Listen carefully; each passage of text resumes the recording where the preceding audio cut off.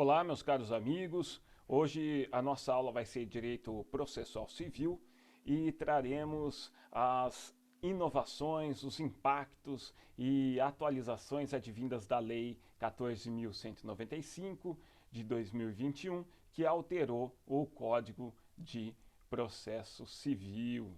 Como nós sabemos, né, a justiça ela vem sofrendo sofrendo não, ele vem se beneficiando com dinâmicas de evolução em sistemas informatizados, né? Daí, portanto, temos a justiça, o programa da Justiça 4.0 do Conselho Nacional de Justiça, que traz toda essa dinâmica de processamento judicial eletrônico que está cada vez mais avançada, não é? Então, apenas para lembrar, a Justiça 4.0 é composta por várias linhas de atuação e dentre elas também o juízo 100% digital.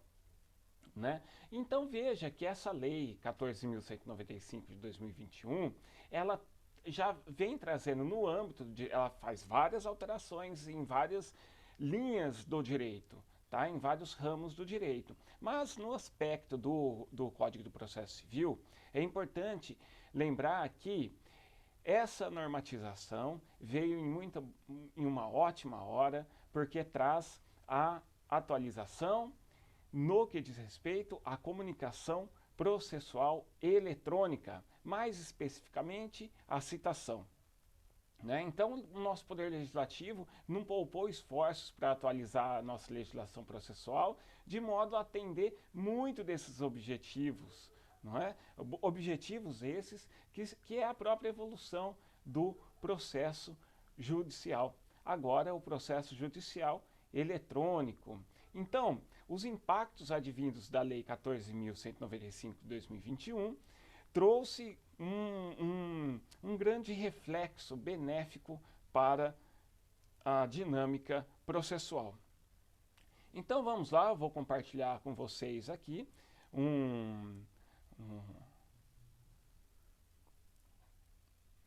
vamos lá.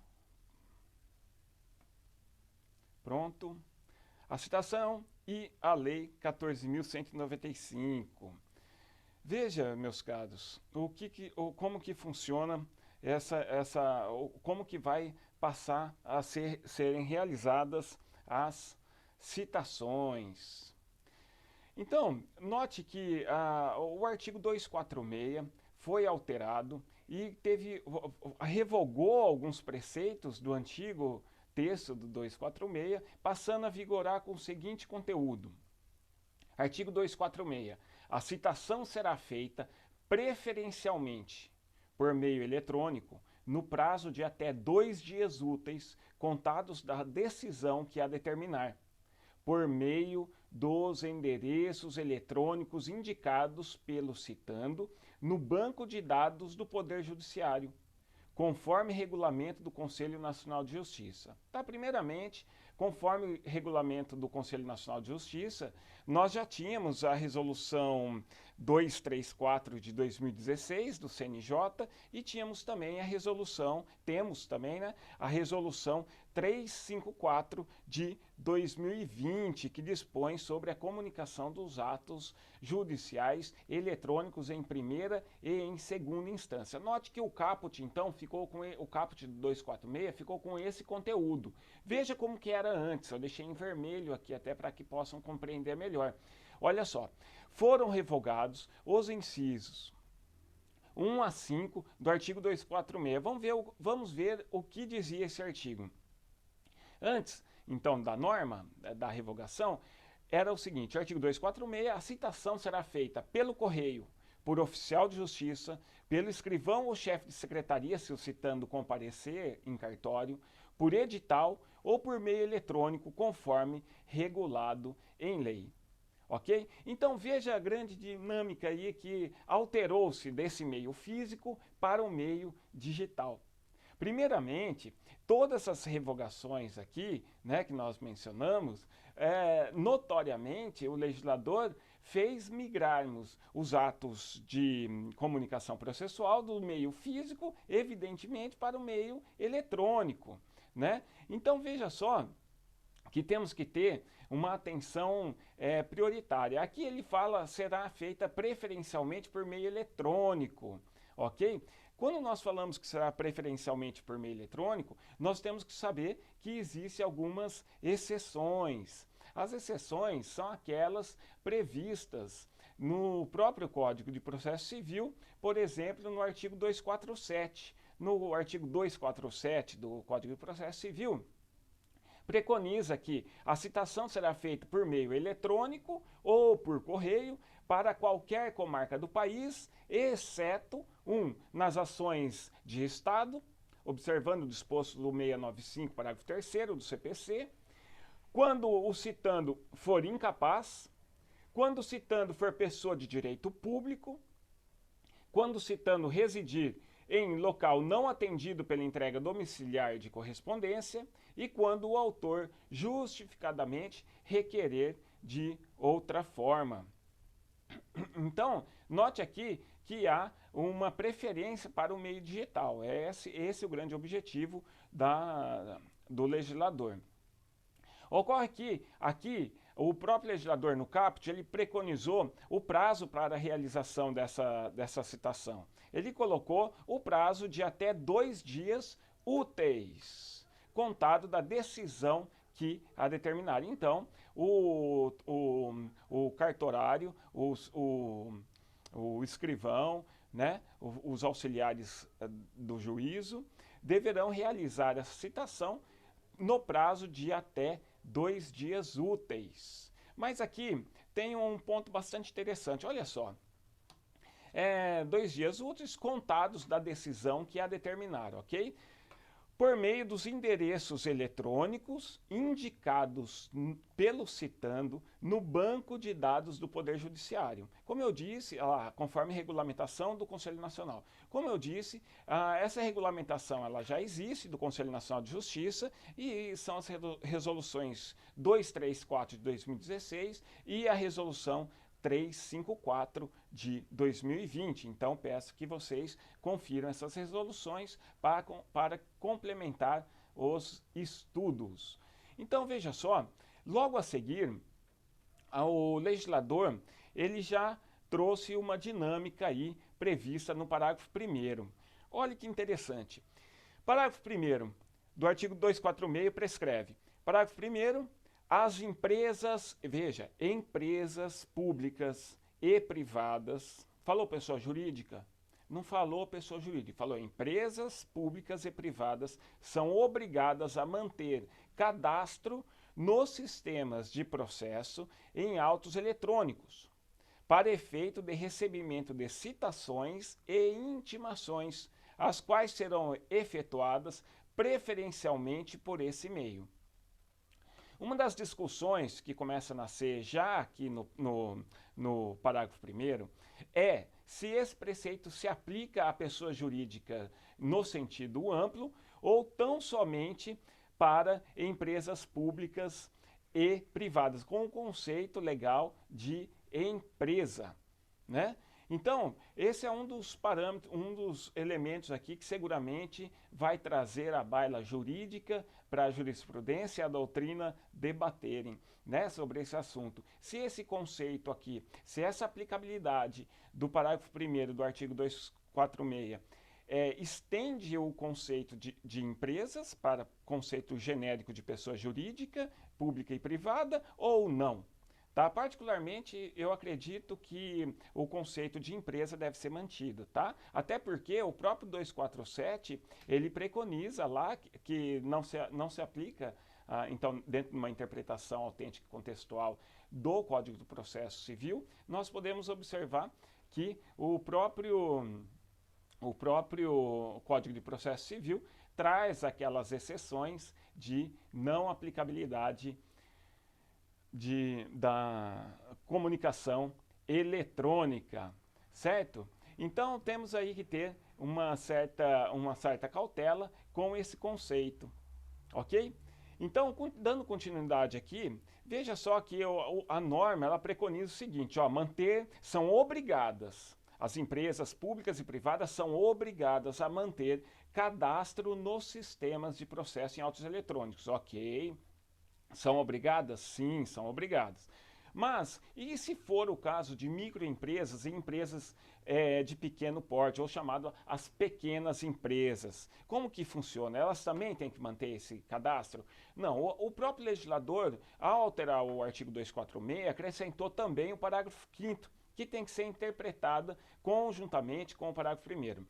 Lembrando que o conceito de microempresa, empresa de pequeno porte, por exemplo, são conceitos, são adequações tributárias, não são tipos empresariais, mas sim adequações tributárias. Então, o parágrafo 5º vem e preconiza: as microempresas e as pequenas empresas somente se sujeitam ao disposto no parágrafo 1º desse artigo quando não possuírem endereço eletrônico cadastrado no Sistema Integrado da Rede Nacional de Simplificação do Registro e Legalização de Empresas e Negócios.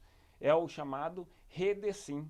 Então, veja só, somente se sujeitam, a microempresa e pequena empresa, somente se sujeitam ao disposto no parágrafo 1º daquela obrigação de manter o cadastro nos bancos de dados, né, para recebimento de citações e intimações. Então, somente se sujeitam ao disposto no parágrafo 1º desse artigo, quando não possuírem endereço eletrônico cadastrado no Sistema Integrado de Rede Nacional para a Simplificação do Registro e Legalização de Empresas e Negócios, que é o REDESIM. Então, primeiramente, em se tratando de microempresas, empresas e pequenas empresas, deve ser aplicado o endereço eletrônico previsto no REDESIM, ok? No REDESIM. Mas como assim, como que o Poder Judiciário vai tomar ciência disso? Como é que ele vai ter acesso a esse dado? Pois bem, temos a Lei Geral de Proteção de Dados, não é? Mas veja o que preconiza aqui, o próprio legislador também, já no parágrafo 6º do artigo 246, trouxe essa viabilidade. Veja só, parágrafo 6º, para fins do parágrafo 5º desse artigo, deverá haver compartilhamento de cadastro com o órgão do Poder Judiciário, incluído o endereço eletrônico constante no Sistema Integrado da REDESIM, nos termos da legislação aplicável ao sigilo fiscal e ao tratamento de dados pessoais. Certo? Então, há necessidade dessa comunicação, desse compartilhamento de cadastro, né, com o Poder Judiciário, que vai permitir a realização pelo sistema do processo judicial eletrônico da citação. Se isso se aplica ou não ao Poder Judiciário trabalhista, é uma questão a ser analisada. Eu, particularmente, acredito que será aplicável, deveria ser aplicável, até por conta da economia que gera. Tá? A economia desse preceito é grandiosa, porque envolve custos orçamentários dos Correios, não é?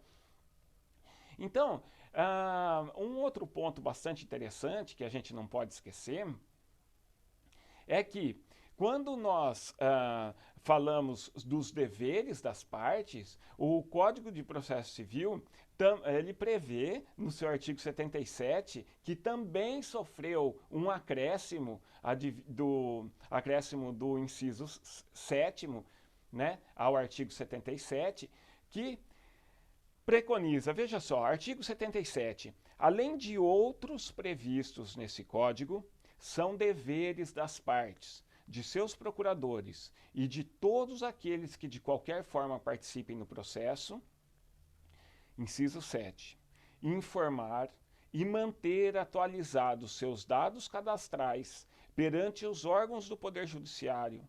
E no caso do parágrafo 6º do artigo 246 aqui que nós lemos, não é? Da administração tributária para recebimento de citações e intimações. Então é dever das partes, é dever dos advogados, dos procuradores e de todos aqueles que atuam de qualquer forma dentro do processo, manterem seus endereços eletrônicos, seus dados cadastrais devidamente atualizados, ok? Então, nessa circunstância, aí, prosseguindo com nossos estudos, o que acontece se o indivíduo recebe lá a sua comunicação eletrônica, não abre o e-mail, não dá resposta, né? Finge que não viu, coloca na caixinha de lixeira essa comunicação eletrônica. Então, o próprio legislador trouxe mecanismos, tá, dinâmicos dentro do processo civil que possibilita uma confirmação dessa citação. Veja o que diz, então, o artigo 246 do Código de Processo Civil. Parágrafo 1º, A. A ausência de confirmação em até 3 dias úteis, contados do recebimento da citação eletrônica, implicará na realização da citação, 1. Pelo correio, pelo oficial de justiça, pelo escrivão ou chefe de secretaria, seu citando comparecer em cartório, e por edital.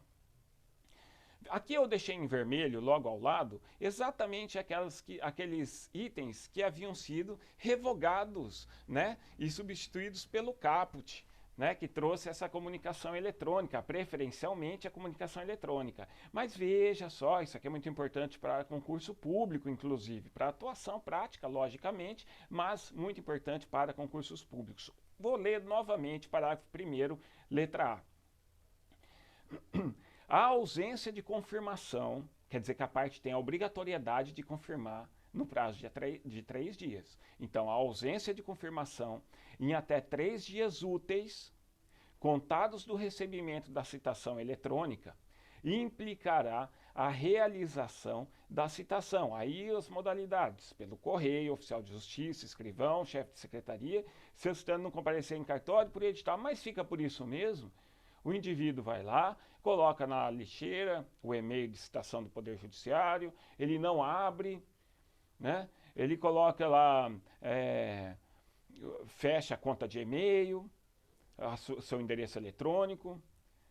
E aí, tem algum impacto, tem algum resultado com isso? Sim. E são severos, inclusive. Veja só. O artigo 246 do CPC, em seu parágrafo 1º, letra B, preconiza expressamente que, na primeira oportunidade de falar nos autos, o réu citado nas formas previstas dos incisos 1, 2, 3 e 4 do parágrafo 1º, letra A, ou seja, aquele que não confirmou a sua citação, aquele que não confirmou a citação no prazo de 3 dias úteis, deverá apresentar a sua justa causa para a ausência de confirmação do recebimento da citação enviada eletronicamente.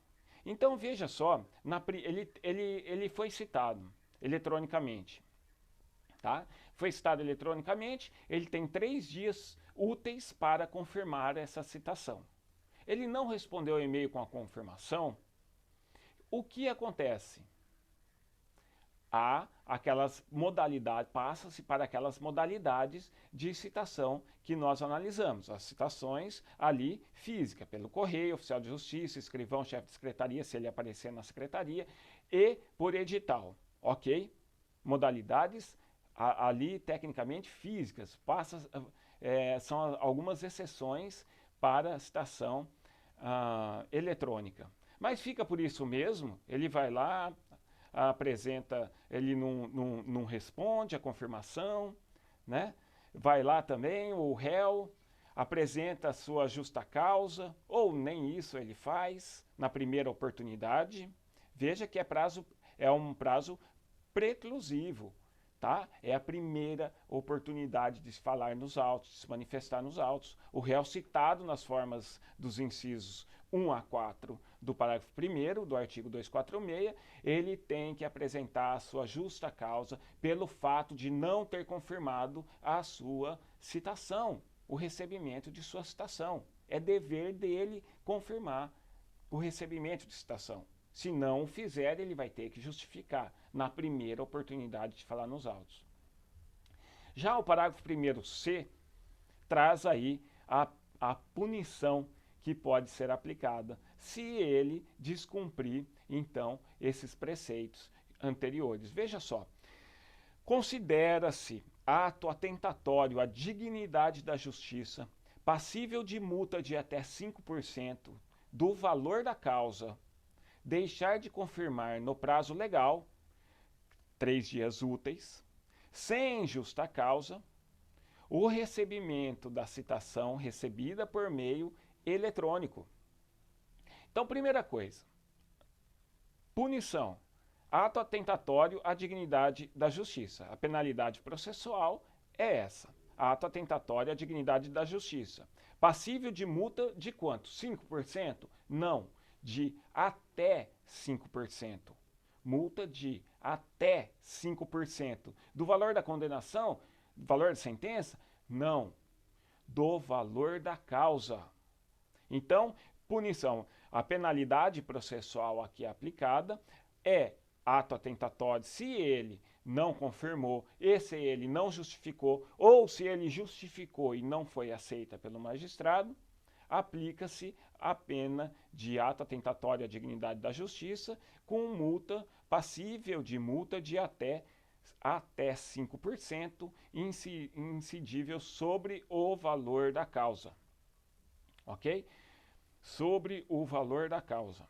Então, é importante, é muito importante que os advogados se atentem a essa nova dinâmica, tomem muito cuidado, principalmente aqueles que atuam para a defesa do réu. Tem que tomar muita atenção também, prestar muita atenção, se na esfera da Justiça do Trabalho o respectivo magistrado esteja adotando ou não esse preceito, também vai ter que ter essa dinâmica de atenção diretamente com os próprios clientes, especialmente porque no sistema do PJE da Justiça do Trabalho existe uma modalidade já utilizada, que é a citação via sistema, ou seja, dentro do próprio sistema é possível fazer as comunicações processuais. Tá? Então, é permitido que ocorra, conforme entendimento do magistrado, a citação nos moldes do artigo 246 caput e todos esses impactos aí que nós estamos analisando. Então, já o parágrafo 4º do artigo 246, ele preconiza expressamente que as citações por correio eletrônico serão acompanhadas das orientações para a realização da confirmação de recebimento e de um código identificador que permitirá a sua identificação lá na página eletrônica do órgão judicial citante. Tá? Isso aqui é um dos grandes entraves que já vinha analisando. Tá? Essa aqui é uma situação, inclusive, que diz muito respeito à acessibilidade, né? Acessibilidade em sistemas eletrônicos, acessibilidade, o acesso digital, tá? A frequência de consulta aos e-mails. Tem pessoas que não abrem o e-mail com tanta frequência, né? Então, há essa necessidade de análise também. E com relação, o indivíduo recebe lá, a empresa recebe, empresa pública ou empresa privada, recebe a sua comunicação eletrônica e então ele não sabe o que fazer com aquilo. Logicamente, nessa própria comunicação eletrônica de citação, vai ter que prever essas orientações. Vai trazer ali todas as orientações da secretaria, do cartório, informando como que ele vai ter que proceder.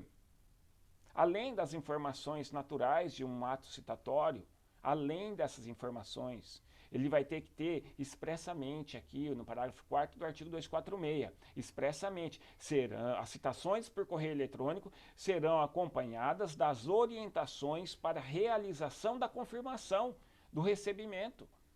E se não constar essas orientações? Particularmente, eu entendo que a citação pode ser nula. O juiz poderá declarar a nulidade dessa citação. Tá? E se ele entrou no processo e não se manifestou, não se justificou e tomou a penalidade de ato atentatório em razão e não havia inscrito nas citações essas orientações para a realização da confirmação? Particularmente, vejo que há uma nulidade. É uma querela nullitatis insanabile? Pode acontecer um impacto desse porte? É possível. Conforme o entendimento do magistrado, será possível a aplicabilidade da teoria da nulidade derivada dos atos processuais. Então, são atos eletrônicos, mas que devem cumprir, logicamente, todos os requisitos previstos na normatização. Né? Não é possível que seja enviado um e-mail sem orientação, sem as devidas orientações, não é? E a parte ali recebe o e-mail, o réu recebe o e-mail e não sabe como proceder. Nessas circunstâncias, a própria lei preconiza os elementos essenciais para a realização de confirmação. Só abrindo um parênteses com relação à justa causa, tá? Apenas a título de exemplo, o indivíduo poderá ter, em alguns casos, terá que provar o motivo, terá que provar essa justa causa de não abrir e-mail. Certo? Perdeu senha, olha as circunstâncias difíceis, né? De prova negativa, de prova diabólica, em que o indivíduo tem que provar circunstâncias negativas. Perdeu o e-mail, perdeu a senha do e-mail, não tem mais acesso àquele e-mail foi cancelado, aquele e-mail foi clonado, a intimação, ou melhor, a citação caiu em filtro de spam, em filtros específicos de spam, né? Só que tem um porém também, agora paralelo, eu abro um parênteses aqui, que há um certo risco social, né, da má utilização desse conhecimento público que vai vir à tona a respeito da novo mecanismo de citação eletrônica, né, de terceiros malfeitores realizarem crimes cibernéticos se utilizando de ferramentas que possam iludir a população, né? Então, iludir as pessoas mais incautas. Então, tem esse ponto também que deve se tomar, que aí é com o poder público, né, de informação, de conscientização. E com relação aqui ao artigo 247, vamos prosseguindo com nossos estudos rapidamente. Artigo 247. A citação será feita por meio eletrônico ou pelo correio para qualquer comarca do país, exceto, como eu já disse, aqui a alteração que tivemos aqui no 247, que foi alterado também pela Lei 14.195/2021, foi aqui no caput, tá? Que acrescentou aqui o meio eletrônico ou por correio, tá? Acrescentou aqui feita por meio eletrônico. Olha lá, a citação será feita por meio eletrônico ou pelo correio para qualquer comarca do país, exceto nas ações de Estado, observando o disposto do artigo 695, parágrafo 3º, quando o citando for incapaz, quando o citando for pessoa de direito público e quando o citando residir em local não atendido pela entrega domiciliar de correspondência, e inciso 5, quando o autor justificadamente a requerer de outra forma. Então, meus amigos,